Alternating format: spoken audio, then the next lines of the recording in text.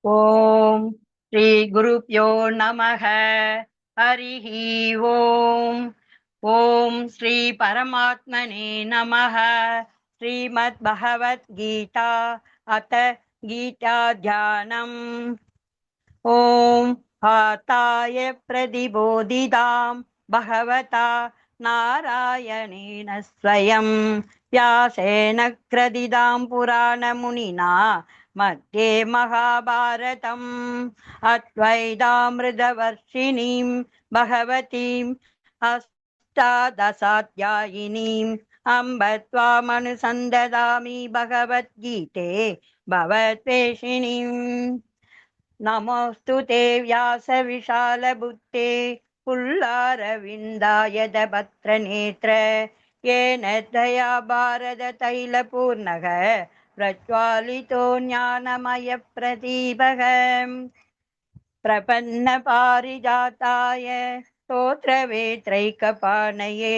ज्ञानमुद्राय कृष्णाय गीतामृतदुहे नमः। वसुदेवसुदं देवं कंसशानूरमर्दनं देवकी परमानन्दं कृष्णौ वन्दे जगद्गुरुं। भीष्मद्रोणतटाजयत्रदजला गान्धारनीलोत्पला शल्यग्राहवती कृपेण वहिनी कर्णेन वेलाकुला अश्वत्थामविकर्णघोरमकरा दुर्योधनवर्धिनी सोतीर्णा खलु पाण्डवैरननदी कैवत्तः केशवः। पाराशर्यवसः सरोजममलं गीतातकन्दोत्कटं नानाख्यानककेशरं हरिकदा सम्बोधना बोधितं। लोके सज्जनसत्पदैरगरगः पेपीयमानं मुदा भूयात् भारतपङ्कजं कलिमलप्रध्वंसिन श्रेयसे।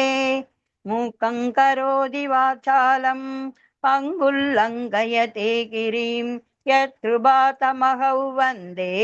परमानन्दमाधवम्। गीताशास्त्रमिदं पुण्यं यः पठे प्रयतः पुमान् विष्णो पदमवाप्नोति भयशोकादिवर्जितः। गीताध्ययनशीलस्य प्राणायामापरस्य च नैव सन्निहि पापानि पूर्वजन्मकृतानि च। मलनिर्मोचनं पुंसां जलस्नादं दिने दिने चकृद्गीतां वसिष्ठानं संसारमलनाशनम्। गीता सुहिता कर्तव्या किमन्यै शास्त्रविस्तरैः या स्वयं पद्मनाभस्य मुखपद्माति निःसृता। भारतामृत सर्वस्वं विष्णो वक्त्रात् विनिष्कृतं गीता गङ्गोदकं पीत्वा पुनर्जन्म न विद्यते। सर्वोपनिषदो गावः दोक्ता गोपालनन्दनः पार्थो वत्सः सुधीर्भोक्ता दुःखं गीतामृतं महते। एकं शास्त्रं देवकी पुत्रगीतम् एको देवो देवकी पुत्र एव एको मन्त्रस्तस्य नामानि यानि कर्माभ्योगं तस्य देवस्य सेवा। शान्ताकारं भुजगशयनं पद्मनाभं सुरेशं विश्वाधारं गगनसदृशं मेघवर्णं शुभाङ्गं लक्ष्मीकान्तं कमलनयनै योगिवृद्ध्यानगम्यं वन्दे विष्णुं भवभयहरं सर्वलोकैकनाथं। यं ब्रह्मा वरुणेन्द्ररुद्रमरुदः तन्वन्ति दिव्यैस्तवैः वेदैः साङ्गपदक्रमोपनिषदैः गायन्ति यं सामगाः। ध्ययनवस्थितत्तत्कथेन मनसा पश्यन्ति यै योगिनः यस्यान्तन्नविदुःसुरासुरगणाः देवाय तस्मै नमः। ॐ इति श्रीगीताध्यानं सम्पूर्णम्। ॐ श्री परमात्मने नमः। अथ प्रथमोऽध्यायः। अर्जुन विषादयोगः। धृतराष्ट्र उवाच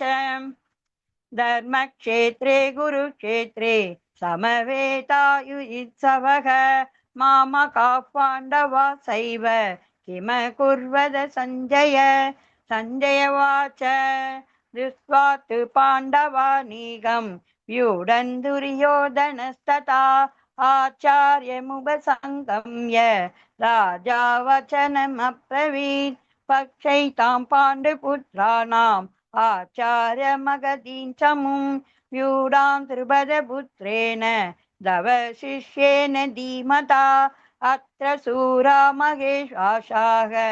भीमर्जुन समायुति युयुधानो विरादच्च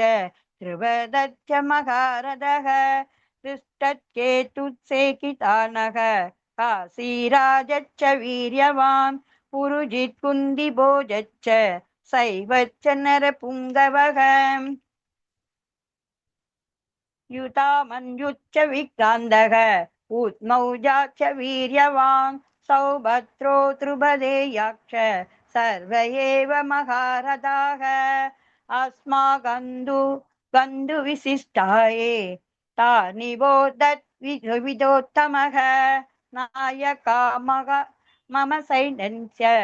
यज्ञातन्तान् प्रवीमिते भवान् भीष्मच्च कर्णच्च कृपच्च समितिञ्जयः अश्वत्थामा विकर्णच्च सौमदत्तिस्तदैव च अन्ये च बहवः शूराः मदत्ते त्यक्तजीविताः नानाशस्त्रप्रहरणाः सर्वे युक्तविशारदाः अपर्याप्तं ततस्माकं बलं भीष्मापि रक्षितं पर्याप्तं तु विमे दोषं बलं भीमापि रक्षितम् अयनेषु च सर्वेषु यदा भागमवस्थिताः भीष्ममेवापि रक्षन्तु भवन्तः सर्व एव हि दस्य सञ्जनयन् हर्षम् पूर्वन्तः पितामहः सिंहनादो विनद्योषैः सङ्गन्दक्मौ प्रधाभवान् ततः सङ्गच्च पेर्यच्च वनवानको मुखाः सहसैवाप्यहन्तन्त्यन्दः सां शब्दः तुमुलो भवेत् ततः स्वेदैर्हयर्युक्ते महति स्म त्यन्दनो स्थितौ मातवः पाण्डवः सैव दिव्यौ सङ्गौ प्रदक्मधुः पाञ्चजन्यं ऋषिकेशः देवदत्तं धनञ्जयः पौण्ड्रं दत्मौ महाशङ्गं भीमकर्मा मृगोदरः अनन्दविजयं राजा कुन्तीपुत्रो युधिष्ठिरः नकुलः सहदेवश्च सुघोषमणिपुष्पकौ हास्यश्च परमेशासः शिखण्डी च महारथः दृष्टद्युम्नो विराडश्च सात्यकिच्चा पराजितः द्रुपदो द्रौपदेयाक्ष सर्वसप्तदेवीपते सौभद्रक्ष महाबाहु सङ्गन्दक्मुपृथक् पृथक् सहोदात्तराष्ट्राणां हृदयानि वृधारयन् नपस्पृथिवीं चैव तुमुलो व्यनुनादयन् अदौ व्यवस्थिता दृष्ट्वा दात्तराष्ट्रां कविध्वजः प्रवृत्ते शस्त्रसम्पादे तनूरुत्यम्य पाण्डवः ऋषिकेशं ददा वाक्यम् इदमाहामहीपदे अर्जुन उवाच सेनयोरुभयोर्मध्ये रथं स्थापयमेच्युत यावदेतात्रिनिरिषेखम् योद्धुं कामनवस्थिता कयर्मया सह योद्धव्यम् अस्मिन् रणसमुद्यमे योचिष्यमानात् अनवेक्षेऽहम् ययेतेऽत्र समागताः दातराष्ट्रस्य दुर्बुद्धेः युक्ते प्रियसिकीर्षवः। सञ्जय उवाच एवम् उक्तो ऋषिकेशः गुडाकेशेन भारत सेनयोरुभयोर्मध्ये स्थापयित्वा रथोत्तमम्। भीष्मद्रोण प्रमुखतः सर्वेषां च महिष्मिताम् उवाच पार्थपस्कैतान् समेवेतात् कुरुनिति। तत्र पश्य स्थितितात्पातः पितॄन्नत्पितामहात् आचार्यन् मातुलान् भ्रातॄन् पुत्रान् पौत्रान् सहिंस्थिता सुसरां सुकृतश्चैव सेनयोरुभयोरपि तान् समीक्ष्य कौन्तेयः सर्वान् बन्धुनवस्थितान् कृपया परयाविष्टाः विचिन्तन्निदमब्रवीत्। अर्जुन उवाच दृष्ट्वेमं स्वजनं कृष्ण युयुत्सं समुपस्थितं सीतन्ति मम कात्यानि मुखं च परिशुष्यति वेपतुश्च शरीरे मे रोमहर्षश्च जायते गान्धीवं संसदे हस्तात् दक्षैव परिदक्ष्यते न च शक्नोऽयं वक्तुं भ्रमदीव च मे मनः निमित्तानि च पश्यामि विपरीतानि केशव न चेत् श्रेयोऽनुपश्यामि हत्वा स्वजनमाहवे नाकाङ्क्षेषि विजयं कृष्ण न च राज्यं सुखानि च किन्नो राजेन गोविन्द किं भोगै जीवितेन वा। येषामर्थे काङ्क्षिणः राज्यं भोगा सुखानि च तैमेव स्थिता युक्ते प्राणां त्यक्त्वा धनानि च। आचार्य पितरः पुत्राः तवै च पितामहाः मातुला स्वसुरा पौत्राः शाला सम्पन्दिनस्तथा एतन्न हन्तिमिच्छामि कन्तोऽपि मधुसूदन अवित्रैलोक्यराजस्य हेदो किं नु मही कृते निहत्य दातराष्ट्रान्नः का प्रीतिर्यज्जनार्दन पापमेवाश्रये तस्मात् अद्वैतानादायिनः तस्मात् नाह वयं हन्तुं दातराष्ट्रान् शुभाबान्धवात् स्वजनं हि कथं हित्वा सुखिनः माधव यत्यप्येतेन पश्यन्ति लोभो वहत सेतसः कुले क्षयकृत् दोषं मित्रत्रेक्षच्च पादकम् कथनयज्ञमस्माभिः पाप तस्मात् निवर्तितुं कुलक्षकृतं दोषं प्रपश्यन् बीजनाथन कुलक्षे प्रणवस्यान्ति कुलधर्मसनातनः धर्मे नस्ते कुलं कृष्णं अधर्मोऽभिभवत्युत अधर्मभिभवत् कृष्ण प्रविदुष्यन्ति कुलस्त्रियः स्त्रीषु दुष्टासु वाक्षेण जायते वर्णसङ्करः शङ्करो नरः एव कुलज्ञानं कुलक्ष्य च वदन्ति पितरो येषां लुप्तपिण्डोदक्रियः दोषैरेहै कुलज्ञानां वर्णशङ्करकारकैः उच्चाट्यन्ते जातिधर्मः कुलधर्मा शाश्वताः उच्चन्न कुलधर्माणां धर्माणां मनुष्याणां जनार्दन नरके नियतौ वासः भवतीत्यनुसुश्रुम अहो पदमहत्पापं कर्तु व्यवस्थिता वयं यत्राच्य सुखलोपेन हन्तुं स्वजन मुख्यधाः यदि मा प्रतिकारम् अस्त्रं शास्त्रपाणयः दातराश्रारणे हन्तुस्तु तन्मे क्षेमधरं भवेत् सञ्जय उवाच मुक्त्वार्जुनः साङ्ख्ये रथोपस्य उभाव्रियस्तते वितृण्य सचरं शापं विघ्नमानसः ॐ सप्ततिथि श्रीमद्भगवद्गीतासु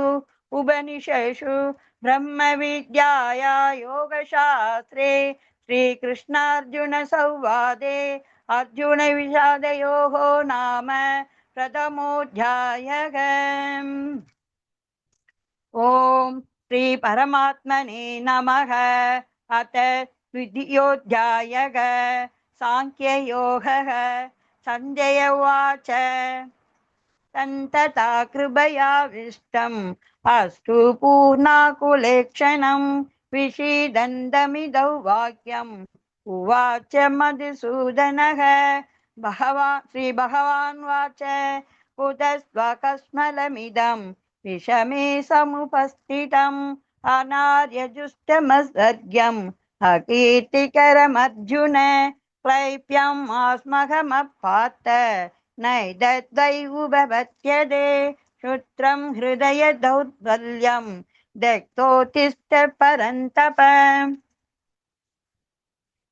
अर्जुन उवाच कथं भीष्ममहं साङ्गे द्रोणं च मधुसूदन इषिभिः प्रतियोत्स्यामि पूजाः वरिसूदन गुरुनः त्वाहि महानुभावान् श्रेयो भोक्तुम् मह्यमभिह लोके हत्वार्थकामां तु गुरुनिहैव पुञ्जीय भोगान् रुधिरप्रदिक्तान् न चैतद्विद्मः कदरन्नो घर्यः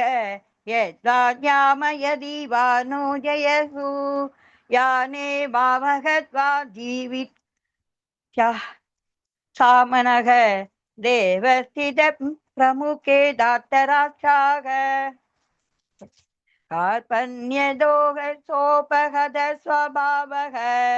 मृच्छामि मित्वान् धर्म सम्मूढे सेतसः यक्ष्रेयस्यन्दिस्थितं ब्रुवीदन्मे शिष्यद्देहं जाति मां दन् प्रपन्दम् न हि पृच्छामि ममात्मनुद्यात् यत्रोन्मुच्छेषीण मित्रियाणाम् अवाप्य भूमवसपत्नमृद्धं राज्यं सुरानमभिसाधिपत्यम्। सञ्जय उवाच एवं उक्त्वा ऋषिकेशं गुडाकेश परन्तप न योच्य इति गोविन्दं सुस्नीं भुवः तमुवाच ऋषिकेशः रहसन्निव भारत सेनयोरुभयोर्मध्ये विषीदन्तमिदौ वचः। श्रीभगवान् वाच हर्षोष्यनत्न सोऽसस्त्वं प्रज्ञावादां च वाससे गदासु न गदासु जुंस नानुशोसन्ति पण्डिताः न त्वेवाहञ्जातुनाशं न त्वन्नेम जनादिबाह न चैव न भविष्यामः सर्वे वयमतः परम् देहिनोऽस्मिन् यदा देहे कौमारै यौवनं जरा तदा देहान्तरप्राप्तिः धीरस्तत्र न मुह्यति मात्रा स्पर्शास्तु कौन्तेय शीतोष्णसुखदुःखदाः आहमापायिनो नित्याः समंस्थितस्व भारतम् यं गिनौ विदयन् एते पुरुषं पुरुषर्षभ समदुःखसुगन्धीरम् सोमृतत्वया कल्पते नासदो विद्यते भावः नाभावो विद्यते सतः उभयोरपि दृष्टान्तः स्वजन योस्तत्त्वतस्सिभिः अविनाशि तु तद्वित्ति येन सर्वमिदं ततं विनाशमव्ययस्यास्य न कच्चित् कर्तुमर्हति अन्धवन्द इमे देहाः नित्यस्योक्तस्य शरीरिणः नाशिनो प्रमेयस्य तस्माद्युत्यस्व भारत येनौ वेति हन्तारम् यस्यैनम् अन्यते हदम् उभौ द्वौ न विजानीतः न्यायं हन्ति न हन्यते नायते मर्यते वा कदाचित् न्यायं भूत्वा पविता वा नय भूयः अजो नित्य शाश्वतोऽयं पुराणः न हन्यते हन्यमाने शरीरे वेदा विनाशिनं नित्यं यय्यनमजमव्ययं कथं स पुरुषः पार्थ कङ्गादयदि हन्दिकम् आसांसि दीनानि यदा विहाय नवानि गृह्णानि नरोपराणि तथा शरीराणि विहाय दीनान्यानि संयाति नवानि देहि नैनं सिन्दितन्ति शास्त्राणि नैनं दगति भावः न चैनं हृदयं यापः न सोऽयति मारुतः असेत्यो यमदग्योऽयम् अक्लेद्यो योष्य एव च नित्यः सर्वकतस्थाणुः असलोऽयं सनातनः अव्यक्तोऽयमसिद्धोऽयम् अविकार्योऽयमुच्यते तस्मादेवं विदित्वैनं नानुशोचितुमर्हसि अत सैनं नित्यजातं नित्यं वा मन्यसे मृतं तथापि त्वं महाबाहो नैवं शोचितुमर्हसि जातस्य हृद्वो मृत्युः ध्रुवं जन्म मृतस्य च तस्मादपरिज्ञायेते न त्वं शोचितुमर्हसि अव्यक्तादीनि भूतानि व्यक्तमन्यानि भारत अव्यक्तनिधनान्येव तत्र का परिदेवना आचार्यवत्यस्ति कथितेनम् आचार्यवत् वदति सन्नियाः आचार्यवैचैनमतृणुजो शृणोति श्रुत्वाप्येनौ वेद न चैव कचित् देहि नित्यमवद्योऽयं देहे सर्वस्य भारत तस्मात् सर्वाणि भूतानि न त्वं शोचितुमर्हसि स्वधर्ममपि सावेक्य न विकर्मपितुमर्हसि धर्म्यति च श्रेयोत्यते क्षत्रियस्य न विद्यते यत्रुच्छाय सोपबन्धं स्वर्गद्वारमभावृतं सुखिनः क्षत्रियाः पार्थ लभन्ते युक्तमितृषम् अत क्षेत्रमिमं धर्म्यं सङ्ग्रामं न करिष्यसि तस्वद्धर्मं कीर्तिं च जित्वा पापमवाप्स्यसि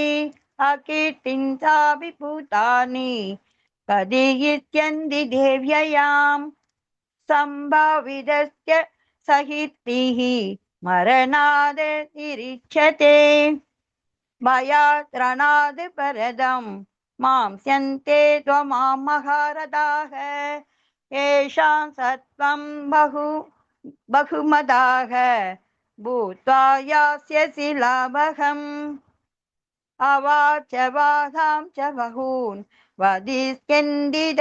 वागिदाः निन्दन्तस्तव सामर्थ्यं ततो दुःखदरन्नुहीम् हतो वा प्राप्स्यसि स्वर्गं जित्वा वा भोक्ष्यसे महीम् तस्मा उत्तिष्ठ कौन्तेय युद्धाय कृता निश्चयः सुखदुःखे समे कृत्वा लाभालाभौ जयाजयौ ततो युक्ताय युञ्जस्व नैवं पापमवाप्स्यसि एषा देविहिता साङ्गे बुद्धिर्योगे दुविमां शृणु बुद्ध्या युक्तो यया पार्थ कर्मबन्धं प्रकाश्यसि नेहाभिक्रमणासोऽस्ति प्रत्यवायो न विद्यते स्वल्पमप्यस्य धर्मस्य त्रायते महदो भयात् व्यवसायात्मिका बुद्धिः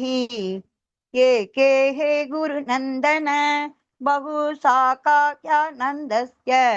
बुद्ध्यो व्यवसायिनाम् यामिमां पुष्पिता वाचं प्रवदन्ति पश्यसितः वेदारदा पार्थ नान्यदस्तीदिवादिनः कामात्मान स्वर्गपराग जन्म कर्म फलप्रदां क्रिया विशेष बहुलां भोगै स्वर्गदीं प्रति भोगैः प्रसक्तानां तया पृक्तसेतसां व्यवसायात्मिका बुद्धिः समादौ न विधीयते त्रैगुण्यविषया वेदाः नित्रैगुण्यो भवार्जुन निद्वन्द्वो नित्य सतः निर्योगक्षेम आत्मवान् यावानर्थ उदपाने सर्वदा सम्प्लुदोतके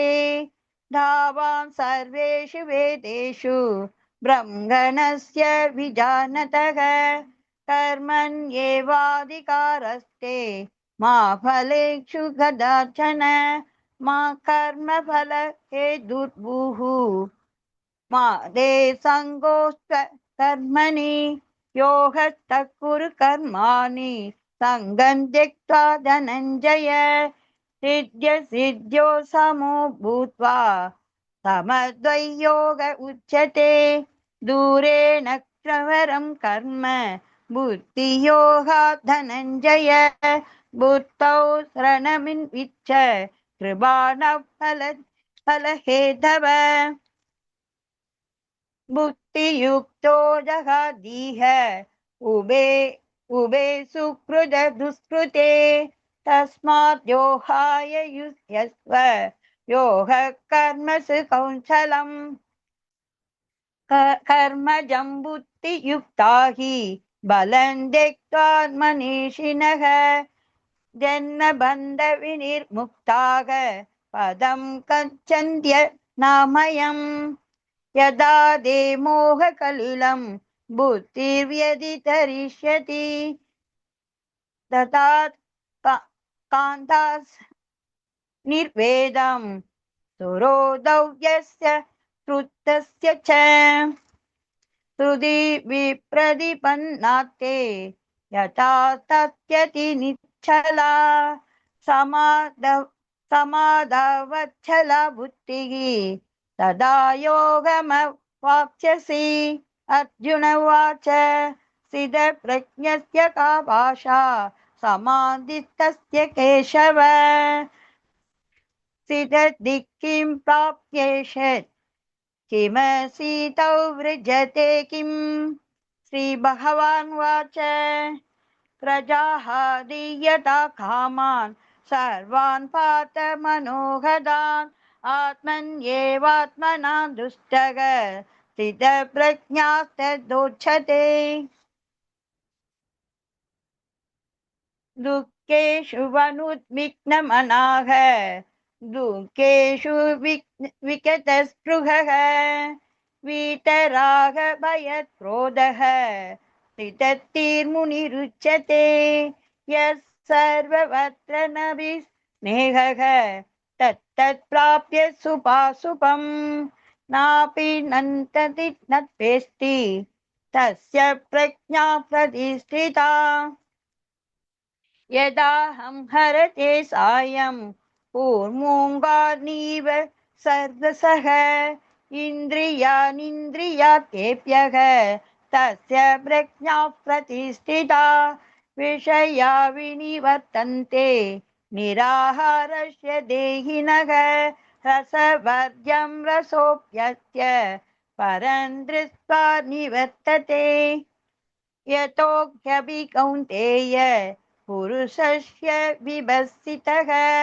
इन्द्रियाणि प्रमाथीनि हरति प्रसभं मनः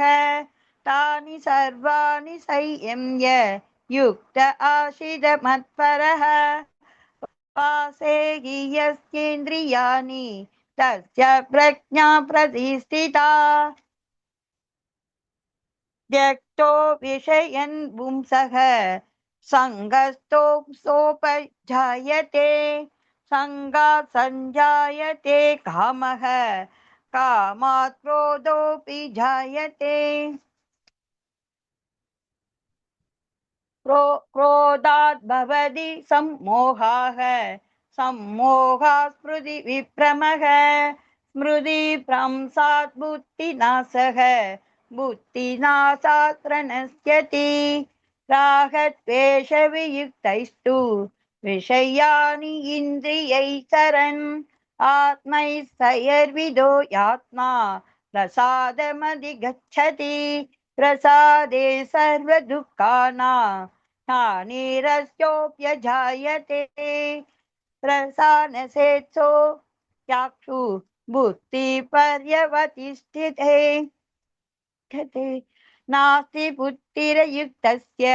न च युक्तस्य भावना न च भावयतः शान्तिः अशान्तस्य कुतः सुखम् इन्द्रियाणां विसरतां यन्मनो दुविधीयते तस्य हरति प्रज्ञां वायुर्नावमिमाम्बसि तस्मात् यस्य महाबाहो निगृहीतानि सर्वशः इन्द्रियाणि इन्द्रियार्थेभ्यः तस्य प्रज्ञा प्रतिष्ठिता या निशा सर्वभूतानां तस्यां जागृति संयमी यज्ञां जागृति भूतानि सा निशा पश्यतो मुनेः आपूर्यमाणामचलप्रतिष्ठं समुद्रमापप्रतिसन्धि यत्र ते दत्तत्कामायं प्रविशन्ति सर्वे स शान्तिमाप्नोति न कामकामी विहाय कामान् यः सर्वान् पुंसां सरति निःस्पृहः निर्ममो निरहङ्कारः स शान्तिमधिगच्छति येषां ब्राह्मी हृदि पार्थ नैनां प्राप्य विमुच्यति स्तुति स्वास्या मन्दकालोऽपि कालेऽपि ब्रह्म निर्वाणं पृच्छति ॐ तत्सदिति श्रीमद्भगवद्गीतासु उपनिषत्सु ब्रह्मविद्याया योगशास्त्रे श्रीकृष्णार्जुनसंवादे साङ्ख्ययोगो नाम द्वितीयोऽध्यायः। ॐ श्रीपरमात्मने नमः। अथ तृतीयोऽध्यायः। कर्मयोगः। अर्जुन उवाच ध्यायसि चेत् कर्मणस्ते मदा बुद्धिर्जनार्दन तं किं कर्माणि घोरे मा नियोजयसि केशव। व्यामिश्रेणेव वाक्येन बुद्धिमोहयसीव मे ततेकौ वद निश्चित्य येन श्रेयोऽहमप्नुयाम्। श्रीभगवानुवाच लोकेऽस्मिन् विविधा निष्ठा पुरा प्रोक्ता मया नघ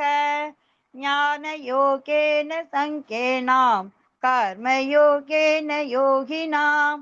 न कर्मणामनरम्भात् नैष्कर्म्यं पुरुषोऽश्नुते न च सन्न्यासनादेव सिद्धिं समधिगच्छति न हि कच्चिन्सनमपि तातु तिष्ठत्यः कर्म कृते कार्यते ह्यवसः कर्म सर्वप्रकृतिजैर्गुणैः कर्मेन्द्रियाणि संयम्य य अस्ते मनसा स्मरान् इन्द्रियातान् विमूढात्मा मिथ्याचारस्य उच्यते। यत्र विन्द्रियाणि मनसा नियम्य रभतोऽर्जुन कर्मेन्द्रियैः कर्मयोगम् आसक्तः स विशिष्यते। नियतं कुरु कर्म त्वं कर्मजज्ञयोह्य कर्मणः शरीरयातरार्पिक्षते न प्रचिद्यो येत कर्मणः यज्ञातत्कर्मणो यत्र लोकोऽयं कर्म बन्धनः ततः तं कर्म कौन्तेय मुक्तसङ्गः समाचर सह यज्ञा प्रजा दृष्ट्वा प्रोक्त्वा स प्रजापतिः अनेन प्रसविष्यत्वम् एष वोद्दिष्टकामतु कामतुक् देवान् भावयदानेन देवा भवन्त्यन्दुवः परस्परं भावयन्तः श्रेयः परमवाप्स्यत इष्टान् योगान् हि वो देवाः तस्यन्ते यज्ञभाविताः दयिर्दत्तान् प्रदयैभ्यः यो युक्ते तेन एव सः यज्ञशिष्टासि न सन्तः मुच्यते सर्वकिल्बिषैः पुञ्जते देत्वगं पापः ये पचन्त्यात्मकारणात् अन्नात् भवति भूतानि पर्जन्य अन्धसम्भवः यज्ञात् भवति पर्जन्यः यज्ञात् कर्म समुद्भवः कर्म ब्रह्मोद्भवोद्वित्ति ब्रह्म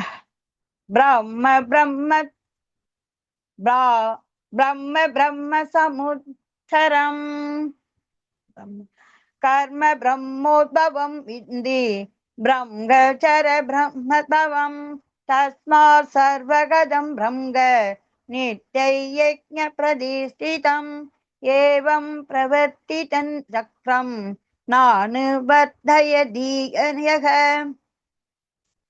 अहायुरिन्द्रिया रामः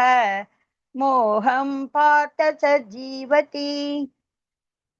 यस्मात्मरतिरेव स्यात् आत्मतृप्तस्य मानवः आत्मन्येव च सन्तुष्टः तस्य कर्मा न विद्यते नैव तस्य कृते नार्थः न कृतेनेक कश्चन न चास्य सर्वभूतेषु कच्चिदव्यपाश्रयः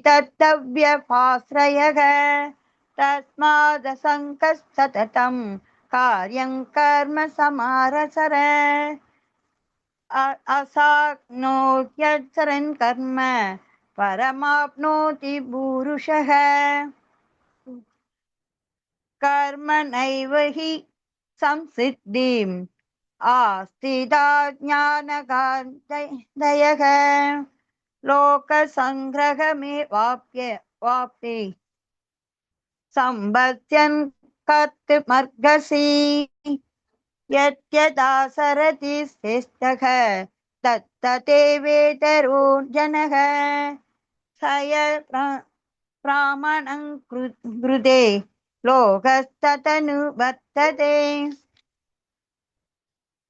न मे पातास्ति कर्तव्यं त्रिषु लोको किञ्चन नानवाप्तमवाप्तव्यं वर्त एव च कर्मणि यदि कश्चन वर्तेयं जाते कर्मण्यदत्रियदः मम वर्त्मानुवर्तन्ते मनुष्याः पार्थ सर्वसः उच्छिदेयुरिमे लोकाः न कुर्यं कर्म सेतहं संकारस्य च कर्तस्यम् उपहन्यमि मा प्रजः सक्ता कर्मण्य विद्वांसः यदा कुर्वन्ति भारत कुर्यान् विद्वांस तथा सक्तः सहि शूर्लोकसङ्ग्रहम् न बुद्धिभेदं जानात् अज्ञानं कर्म संगिनाम् जोषयेत् सर्वकर्माणि विद्वान् युक्तः समाचरन् प्रकृते क्रियमाणानि गुणैः कर्माणि सर्वसः अहङ्कार विमूढात्मा कर्तहामिति मन्यते दत्तवित्ति महाबाहो गुणकर्म विभागयोः गुणागुणेषु वर्तन्ते इति मत्वेन सज्जते प्रकृतिर्गुणसम्मूढाः सज्जते गुणकर्मसु तान कृष्णविदो मन्दः कृष्णविन्न विशालयेत् मयि सर्वाणि कर्माणि सन्न्यास्यात्मचेतसा निराशीर्निर्ममो भूत्वा युध्यस्व विगतज्वरः ये मेमिदमित्यम्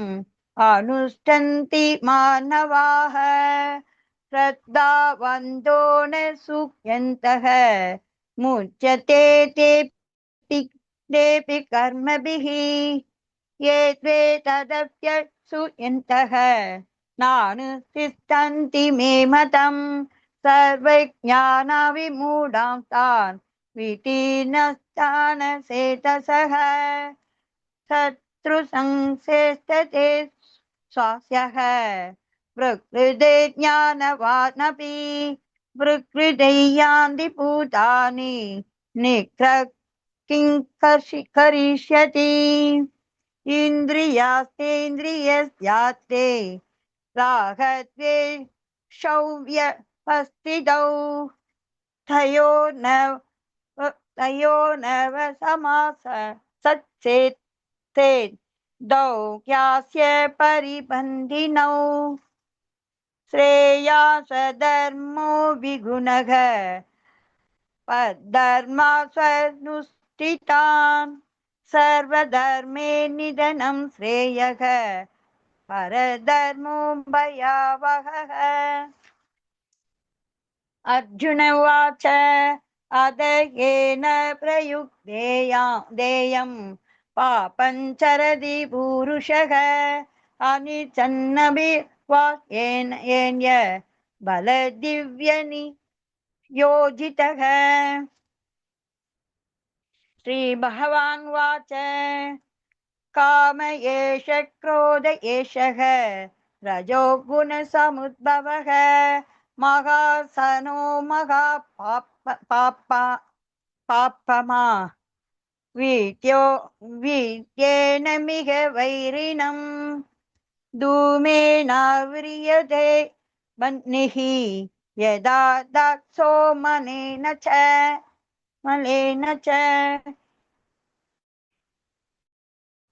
यतोल्बेन वृतो गर्भः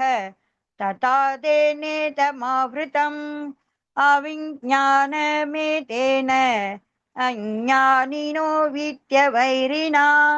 कामरूपेण कौन्तेय दुष्पूरेण नलेन च इन्द्रियाणि मनोबुद्धिः अस्याधिष्ठानमुच्यते एतैर्विमोहयेक्षः ज्ञानमावृत्य देहिनम् तस्मादमिन्द्रियादौ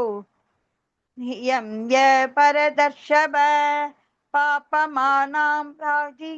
येनं ज्ञानविज्ञाननाशनम् इन्द्रियाणि परन्याहुः इन्द्रियाभ्यः मनः मनसस्तु परा बुद्धिः यो बुद्धे परतस्तु सः एवं बुद्धो परं बुद्ध्वा संस्तभ्यात्मना जहि शत्रुं महाबाहो कामरूपं दुरासदम् ॐ तत्सदिति श्रीमद्भगवद्गीतासु उपनिषत्सु ब्रह्मविद्याया योगशास्त्रे श्रीकृष्णार्जुनसंवादे कर्मयोगो नाम तृतीयोऽध्यायः। ॐ श्रीपरमात्मने नमः। अथ चतुर्थोऽध्यायः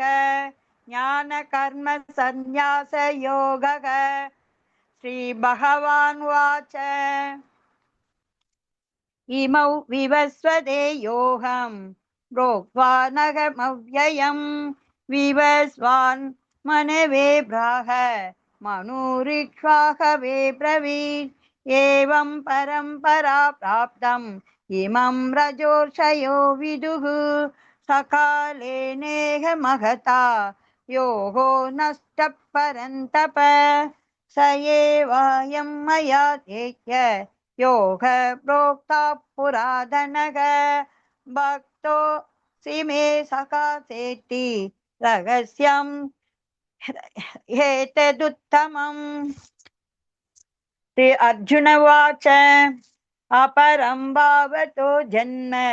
परं जन्म विवस्वतः कथमेतद्विजानीयाम् त्वमादौ प्रोक्तवानिति। श्रीभगवान् उवाच बहूनि मे व्यतीतानि जन्मानि तपसार्जुन तान्यहं वेद सर्वाणि न त्वं वेदः परन्तप अजोऽपि सन्नव्ययात्मा भूतानामीश्वरोऽपि सन् प्रकृतिं स्वमधिष्ठाय सम्भवान् यात्ममामया यया यदा यदा हि धर्मस्य किलानिर्भवति भारत अप्युक्ता नमतः धर्मस्य तथात्मानं सृजाम्यहम् परित्राणाय साधूनां विनाशाय च दुष्कृतां धर्म संस्थापनार्थाय संभवामि युगे युगे। जन्म कर्म च मे दिव्यम् ये वै यो वेति तत्त्वतः त्यक्त्वा देहं पुनर्जन्म नैति मामेति सोऽर्जुन वीतरागभयक्रोधः मन्मया मामुपाश्रितः बाहवो ज्ञानतपसा भूता मद्भावमागताः ये यदा मां प्रपद्यन्ते तमास्तदैव भजाम्यहम् मम वर्त्मानुवर्तन्ते मानुषाः पार्थ सर्वसः काङ्क्षान्तः कर्मणां सिद्धिं ये जन्तः इह देवताः क्षिप्रं हि मानुषे लोके सिद्धिर्भवति कर्मजा चातुर्वर्ण्यं मया दृष्टं पुनः कर्मविभागसः दस्य कर्तारमपि मा विद्य कर्तारमव्ययम् न मां कर्माणि लिम्पन्ति न मे कर्मफले भृगः इति मया सोऽपि जानाति कर्म बृन्न स पथ्यते एवं ज्ञात्वा कृतं कर्म पूर्वैरपि मुक्षुभिः पुरी कर्मैव तस्मात् त्वं पूर्वधरं कृतं किं कर्म किमकर्मेति कवयोऽप्यत्र मोहिताः तते कर्म प्रवक्ष्यामि यज्ञात्वा मोक्षशेषुपात् कर्मणोऽख्यभिबोद्धव्यं भोक्तव्यं च विकर्मणः अकर्मणश्च भोक्तव्यं गगना कर्मणो गतिः कर्मण्यकर्म यः भाषेत् अकर्मणि च कर्म यः स बुद्धिमान् मनुष्येषु स युक्तः कृष्णकर्म कृते यस्य सर्वे समारम्भाः कामसङ्कल्पवर्जिताः ज्ञानाग्निगतकर्माणा तमाहुः पण्डितं बुधाः त्यक्त्वा कर्मफलसङ्गं नित्यदृप्तो निराश्रयः कर्मण्यभिप्रवृत्तेतोऽपि नैव किञ्चिन् करोति सः निराशीर्य सिद्धात्मा त्यक्त सर्वपरिग्रहः शारीरं केवलं कर्म कुर्वन्नाप्नोति किल्बिषम् यत्रुच्छालापसन्तुष्टः द्वन्द्वातीतो विमत्सरः समसिद्धावसिद्धौ च कृत्वापि न निबध्यते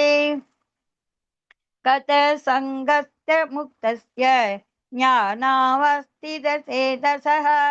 यज्ञाय सरलः कर्म समग्रं प्रविलीयते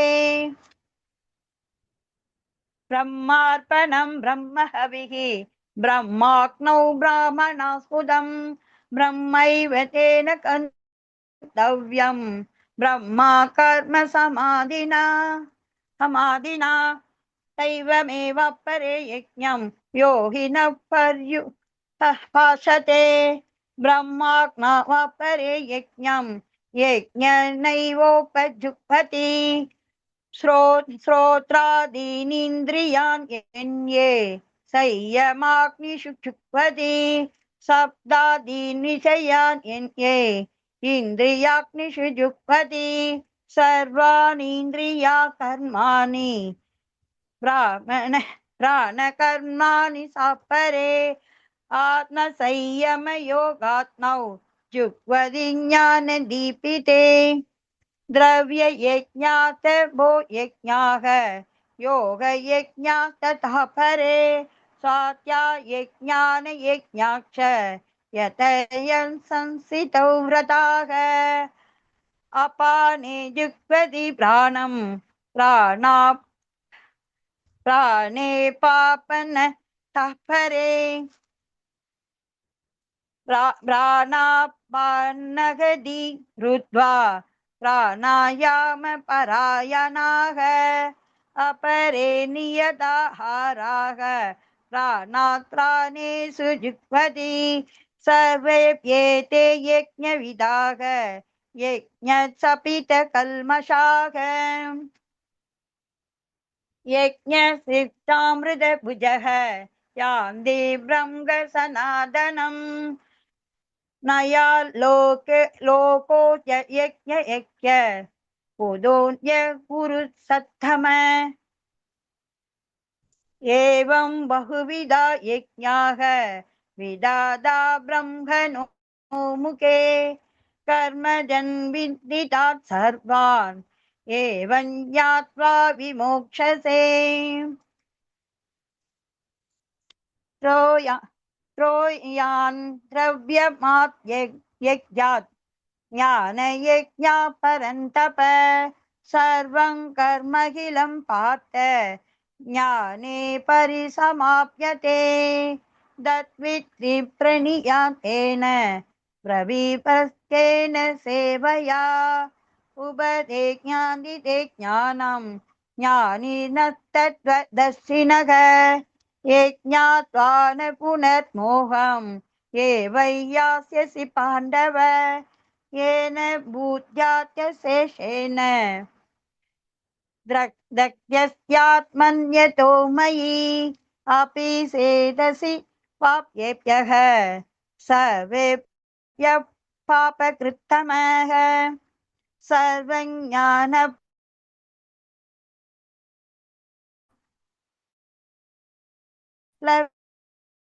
प्लवेनैव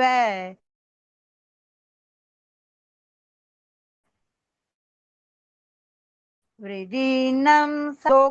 दोग्निः भस्मसात् कुरुते तदा न हि ज्ञानेन सदृशं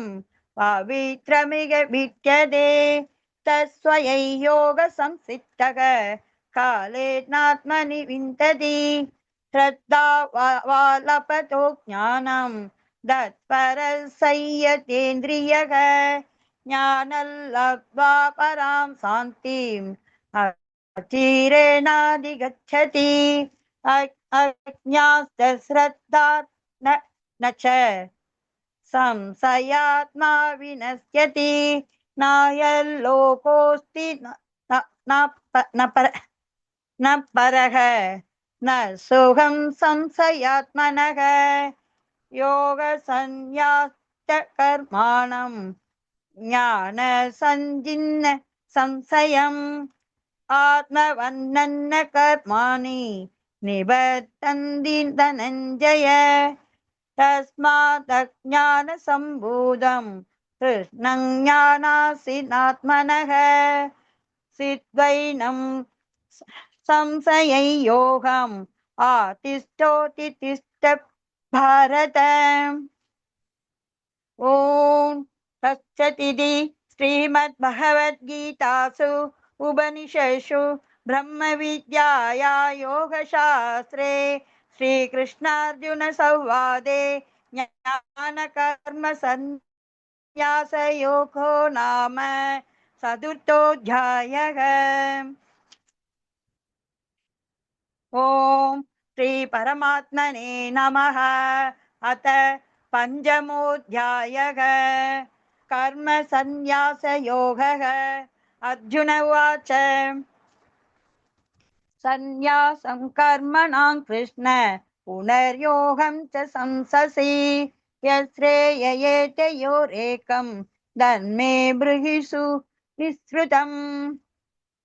श्रीभगवान् उवाच सन्न्यासकर्मयोगश्च निःश्रेयसकरा उभौ तयोस्तु कर्मसन्न्यासात् कर्मयोगो विशिष्यते।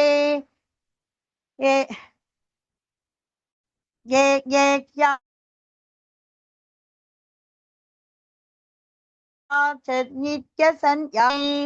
निर्द्वन्द्वो हि महाबाहो बाहो सुगं बन्धुभौ प्रजग्भालाग प्रवर्तन्दिन पण्डिताः एकमप्यास्थितः संसक् उपयो विद्यते बलम् यं साङ्ख्यै प्रतप्याते याते स्तनाम् तद्योगैरपि गम्यते येगं संख्यं च योगं च यः पश्यति सा पश्यति अहो दुःखमाप्तिमयो गदः योगयुक्तो मुनिर्ब्रह्म न चिरेणाधिगच्छति योगयुक्तो विशुद्धात्मा विदितात्मा जितेन्द्रियः सर्वभूतात्मा कुर्वन्नपि न लिप्यते नैव किञ्चित् करोमीति युक्तो मन्यते तत्त्वतः पश्यन् शृण्वन् भृंशन् जुह्वन् अस्नन् कञ्चन् सुपन् सुसन् प्रलभन् विसृज्यानिन्द्रियार्थेषु वर्तन्ते इति धारयन् ब्रह्मन् यथाधाय कर्माणि सङ्गं त्यक्त्वा करोति यः लिप्यते न स पापेन पद्मपत्रमिवाम्बसा कायेन मनसा बुद्ध्या केवलैरिन्द्रियैः प्रपि योगिनः कर्म कुर्वन्ति सङ्गं त्यक्त्वा शुद्धये युक्तः कर्मफलं त्यक्त्वा शान्तिमाप्नोति नैष्ठिकीम् अयुक्तः कामकारेण बले सक्तो निबध्यते सर्वकर्माणि मनसा सन्न्यस्यास्ते सुखौ वसी नवद्वारे पुरे देहि नैव कुर्वन्न कारयन् न कर्तृत्वन्न कर्माणि लोभस्य सृजति प्रभुः न कर्मफलसंयोगं स्वभावस्तु प्रवर्तते न तत्ते कस्यचित् पापं न चैव सुकृतौ विभुः अज्ञानेन वृतं ज्ञानं तेन मुह्यन्ति जन्तवः ज्ञानेन दुत्तदज्ञानं येषां नासीदमात्मनः तेषामादित्यविज्ञानं प्रकाशयति तत्परम् दद्बुद्ध्यदस्तदत्मानः तत्परायणाः गच्छत्य पुनरावृत्तिं ज्ञाननिर्धूतकल्मषाः विद्या विनय संपन्ने ब्रह्मणे विहस्तिनि निषुच्चैव स्वभागे च पण्डिता समादर्शिनः इहैव दर्जितः सर्गः येषां साम्ये स्थितं मनः निर्दोषं हि ब्रह्म तस्मात् ब्रह्मणि ते स्थिताः न प्रगृह्येत् प्रियं प्राप्यं नो विजात् प्राप्य सा प्रियं स्थिरबुद्धिरसम्मूढः ब्रह्मविद् ब्राह्मणि स्थिताः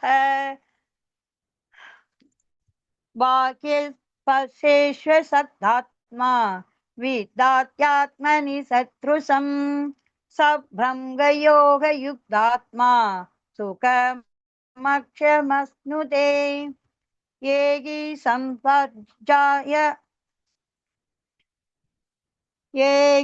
संपज्जया योगः युक्तयो नव एव ते अत्यन्तवन्त कौन्तेय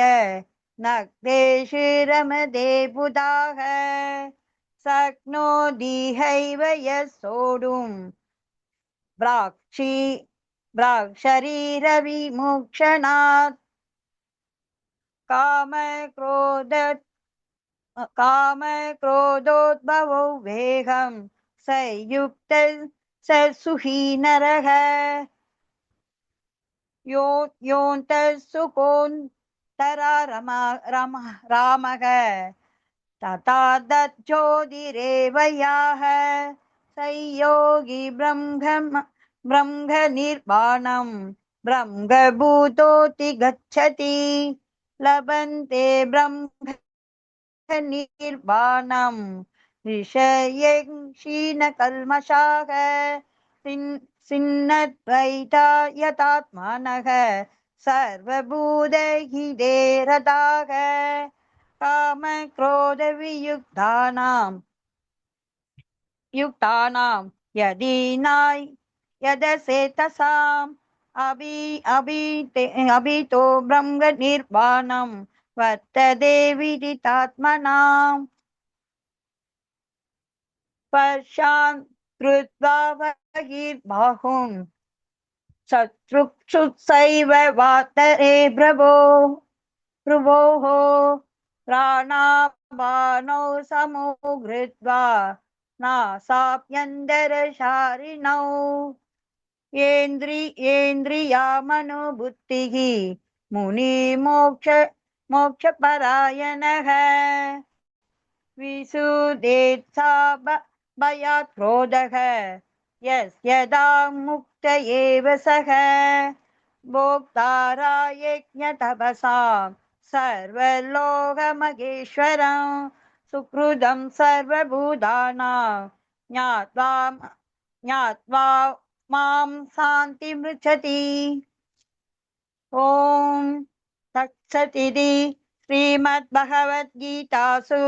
उपनिषत्सु ब्रह्मविद्यायां योगशास्त्रे कृष्णार्जुनसंवादे कर्मसन्न्यासयोगो नाम पञ्चमोऽध्यायः। ॐ श्रीपरमात्मने नमः। अथ षष्ठोऽध्यायः आत्मसंयमयोगः। श्रीभगवानुवाच अनाश्रितः कर्मफलं कार्यं कर्म करोति यः सा सन्न्यासी च योगी च न निरग्निर्न सक्रियः संसन्न्यासमिति बाहुः योक्तौ वित्ति पाण्डव न ह्यसन्न्याससङ्कल्पः योगी भवति तत्क्षण आरुषो मुनेर्योगं कर्म कारणमुच्यते योगरूढस्य तस्यैव समः कारणमुच्यते यदा इन्द्रियार्थेषु न कर्मत्वनुजज्यते सर्वसङ्कल्पसन्न्यासी योगारूढस्तदोच्यते उत्तरेदात्मनात्मानं नात्मानमसात्येति आत्मैवात्मनो बन्धुः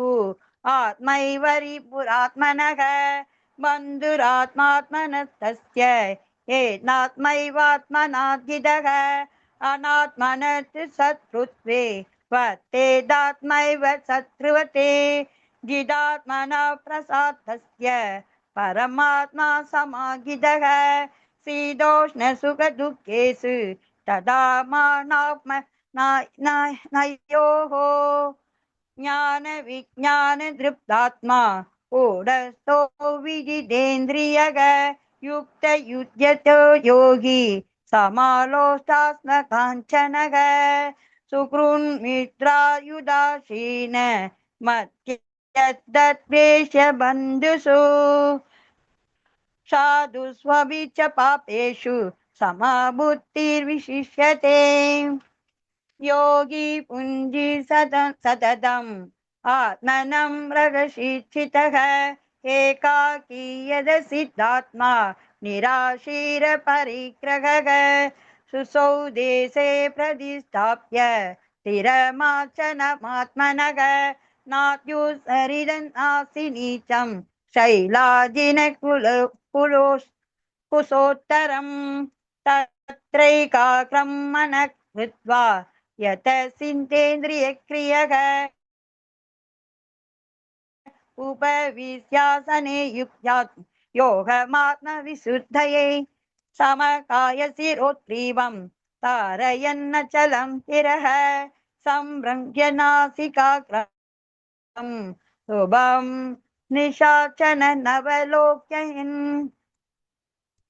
प्रसादात्मा विगाताभिः ब्रह्मसारिवृदे स्थितः मनसंयममच्चिन्तः युक्त आसीदमत्परः युञ्जन्नेवं सदात्मानं योगी नियतमानसः शान्तिर्निर्वाणपरमां मत्संस्थामधिगच्छति नच्छन यच्छन नस्ति योगोऽस्ति न चैकान्तमनः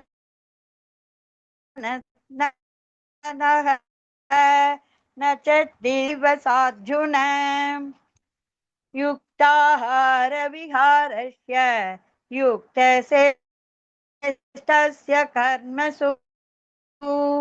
युक्तस्वभावः यदा विनियतं चित्तम्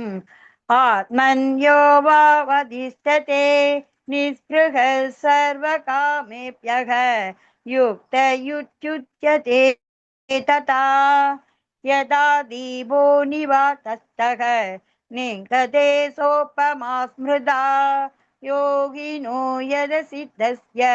युञ्जतो योगमात्मनः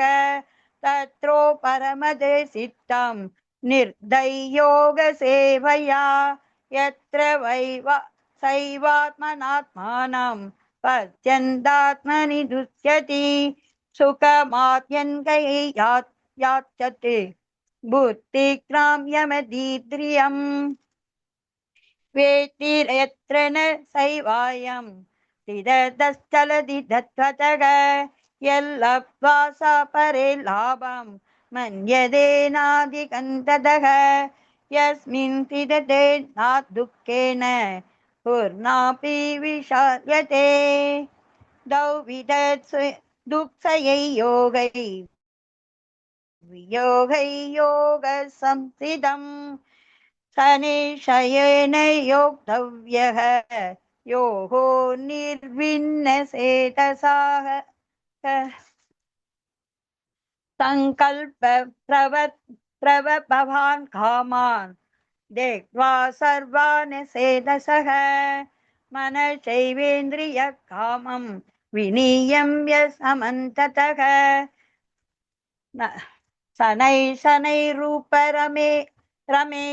बुद्ध्या तृप्तिगृत्तिदया आत्मसंस्थमनः कृत्वा न किञ्चिदपि सिद्धये यतो निस्सरति मनः सञ्जलमस्थिरं ततस्तो नियम्यैतात् आत्मन्येव वसनोनं योगिनं सुखमुत्तमम् उपैति शान्तरसं ब्रह्मभूत्मकल्मषम् युञ्जन्नेवं सदात्मानं योगी विगतकल्मषः सुखेन ब्रह्मसंस्पर्शम् अत्यन्तं सुखमश्नुते सर्वभूतस्थमात्मानं सर्वभूतानि सात्मनि ईक्षते योगयुक्तात्मा सर्वत्र समदर्शनः यो मां पश्यति सर्वत्र सर्वं संयमि पश्यति दस्याहन्न प्रणश्यामि यच्च मे न प्रणश्यति सर्वभूतस्थितै यो मां भजद्योगस्तमास्तिदाः सर्वदा वर्तमानोऽपि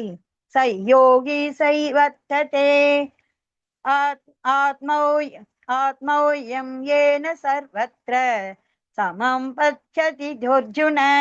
सुखौ वा यदि वा दुःखं स योगी परमो मतः अर्जुन उवाच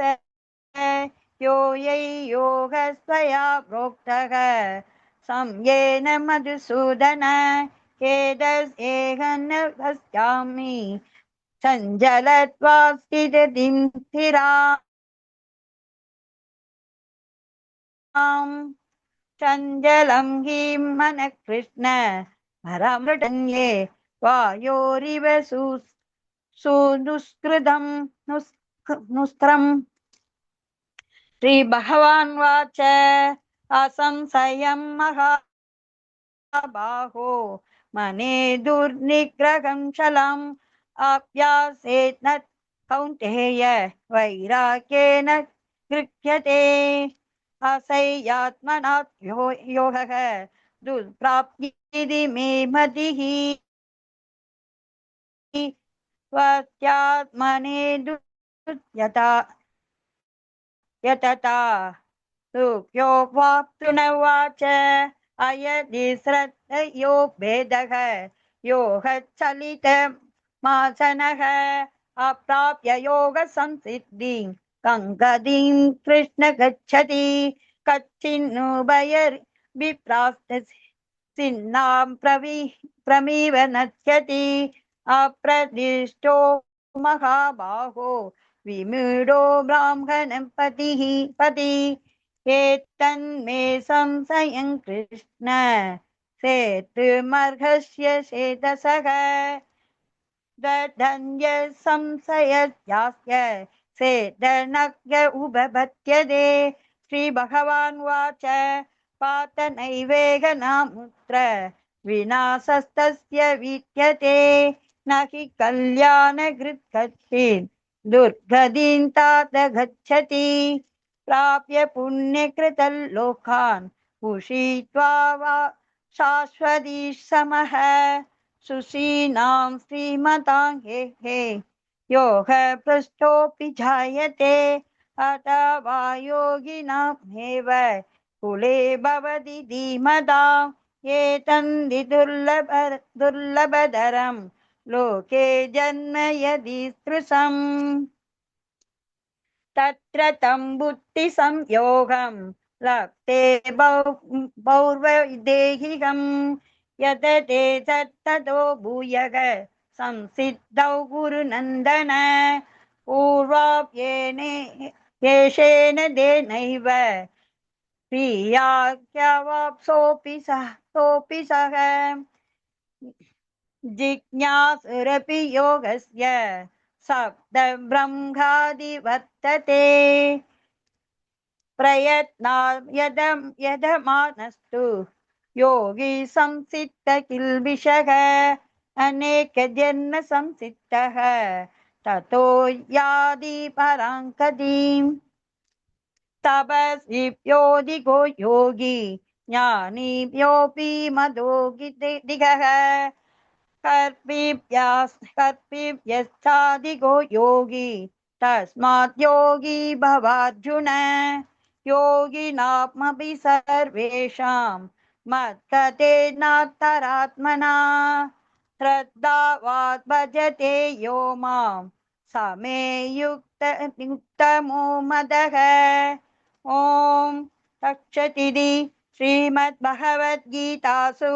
उपनिषत्सु ब्रह्मविद्याया योगशास्त्रे श्रीकृष्णार्जुनसंवादे आत्मसंयमयोगो नाम षष्ठोऽध्यायः